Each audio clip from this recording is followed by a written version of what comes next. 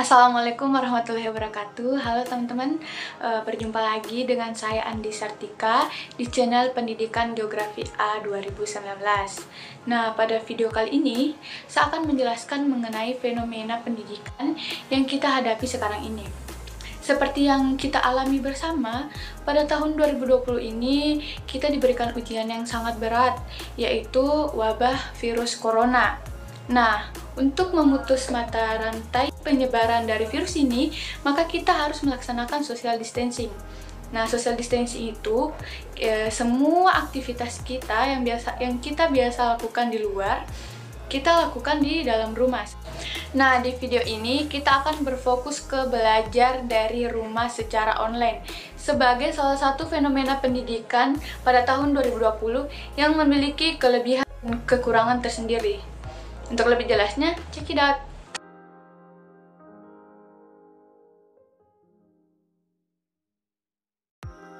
Yang pertama harus kita ketahui adalah pengertian pendidikan. Pendidikan merupakan pembelajaran pengetahuan, keterampilan, dan kebiasaan sekelompok orang yang diturunkan dari satu generasi ke generasi berikutnya melalui pengajaran, pelatihan, atau penelitian. Etimologi kata pendidikan itu sendiri berasal dari bahasa Latin yaitu ducere yang berarti menuntun, mengarahkan, atau memimpin. Sistem pendidikan di Indonesia berubah sejalan dengan peraturan pemerintah dalam masa pandemi COVID-19 ini.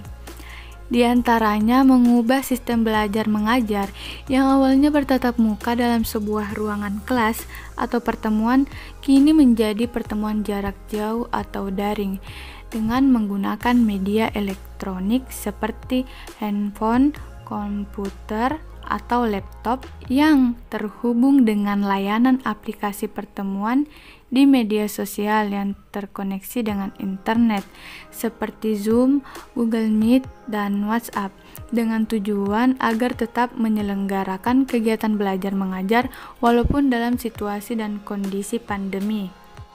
Namun, banyak kalangan yang belum terbiasa dengan hal tersebut.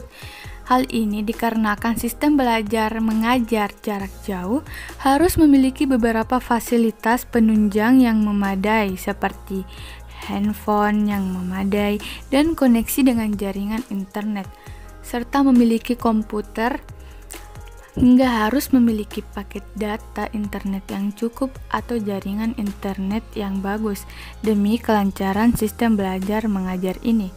Sehingga banyak kalangan yang mengeluhkan sistem belajar mengajar dengan sistem pembelajaran jarak jauh atau daring ini, yaitu tidak terfokusnya penyampaian materi yang disampaikan pengajar kepada peserta didiknya dikarenakan koneksi jaringan internet yang berbeda-beda, ada yang stabil dan tidak stabil, lalu pengeluaran biaya yang menjadi lebih banyak karena selain membayar uang untuk sekolah dan uang kuliah tunggal untuk perguruan tinggi, peserta didik juga harus mengeluarkan biaya tambahan lagi untuk membeli paket data internet atau membeli handphone, bahkan komputer yang memadai agar bisa mengikuti pembelajaran secara daring.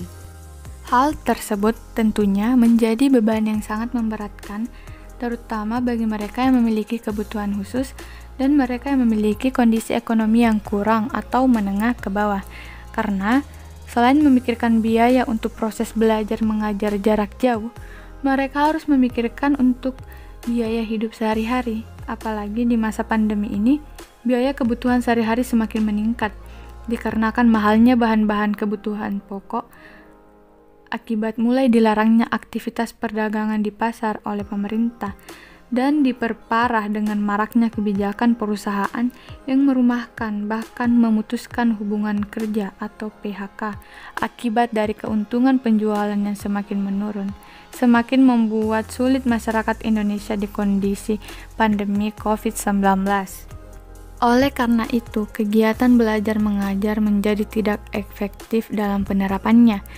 Namun untuk mensiasati dan meringankan beban tersebut, pemerintah mengeluarkan kebijakan baru selama belajar mengajar di masa pandemi COVID-19, seperti meringankan beban uang SPP dan UKT bagi yang terdampak Kegiatan belajar dan mengajar dilaksanakan dengan waktu yang singkat dengan tujuan meminimalisir terbuangnya kuota internet atau menghemat kuota internet bagi peserta didik.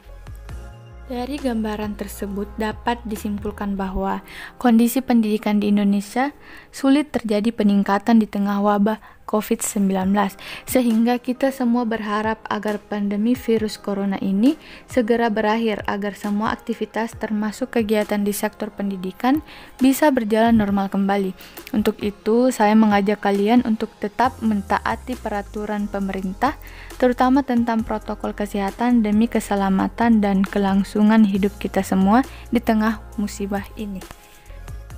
Terima kasih telah menonton video saya, semoga dapat menambah wawasan dan ilmu kita semua, dan tetap jaga kesehatan. Assalamualaikum warahmatullahi wabarakatuh.